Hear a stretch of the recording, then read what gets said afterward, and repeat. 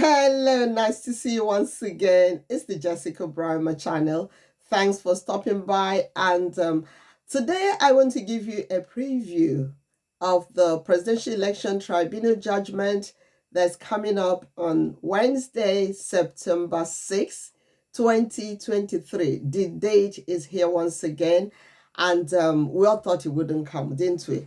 We knew it would come. We knew that how much, no matter how long the tribunal judges delayed it, we knew that the day would come. So the day is set for Wednesday, September 6th, 2023. And be sure you stay glued to know what really transpired behind closed doors as those judges were deliberating. I don't really have high expectations, and I'll tell you why. I don't really have high expectations, for the judges to stand by the truth. I don't have high expectations. Well, before I get down to it, kindly hit the subscribe button now and also like and share. Hit the thumbs up to encourage me to keep faith with you. So these judges, the Nigerian judges, Supreme Court judges, Appeal Court judges, they've compromised all the way. They are known for bribery and corruption. And Tinubu, the government of Nigeria has got a lot on them. The past APC government of Nigeria raided the houses of some of these judges and found thousands of dollars in their homes. They are not paid in dollars, they're only paid in naira.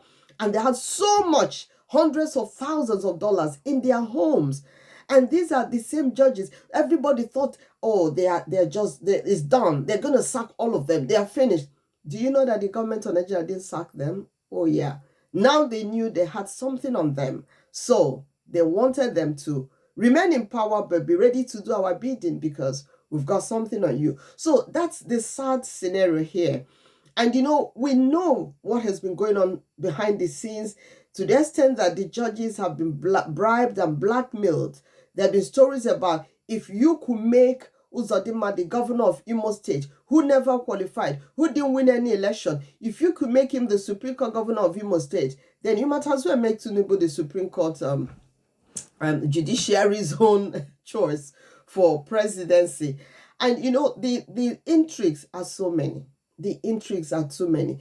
Of course, they've been offered the kind of money they dare not reject. The amount of money that you can't say no to, they have been offered. We want to know if they could say no to this amount of money.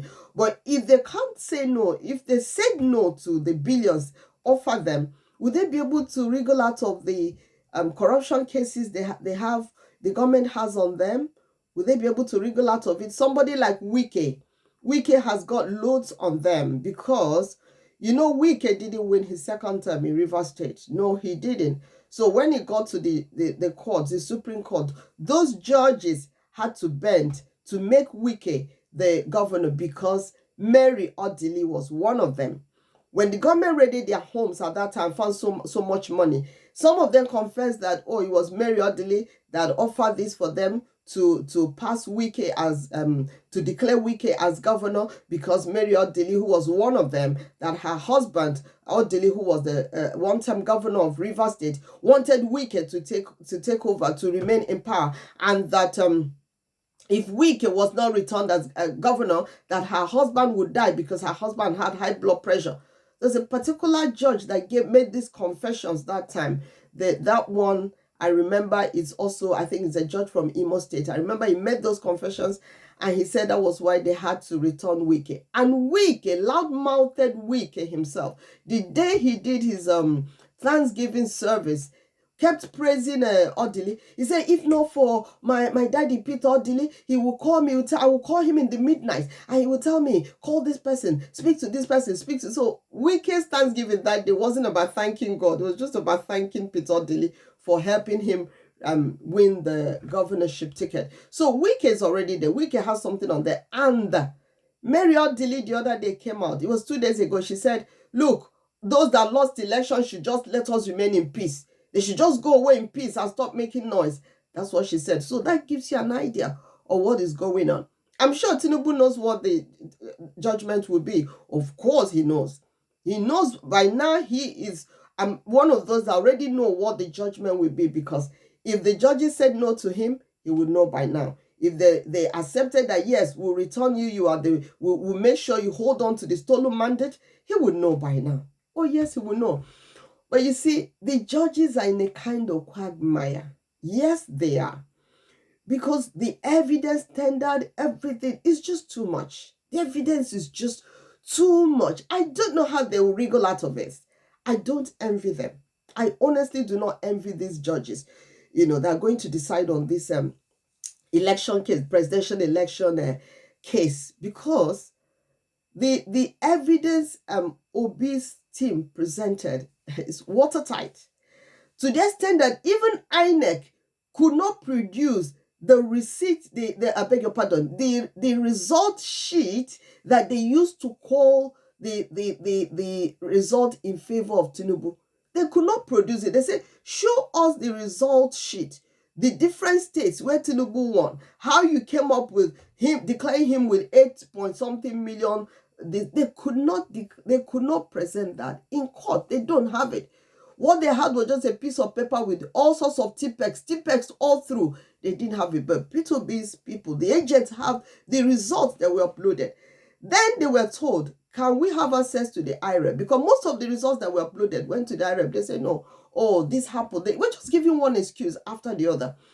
But apart from that, no matter, even if they had the result sheet, they had doctored and everything and announced Tinubu a winner, the result they announced for Abuja, Tinubu did not win 25%. And Abuja is there in the constitution that you must win 25% of the federal capital for you to be president. So will the judges destroy the constitution? Will they say that the constitution is of no effect?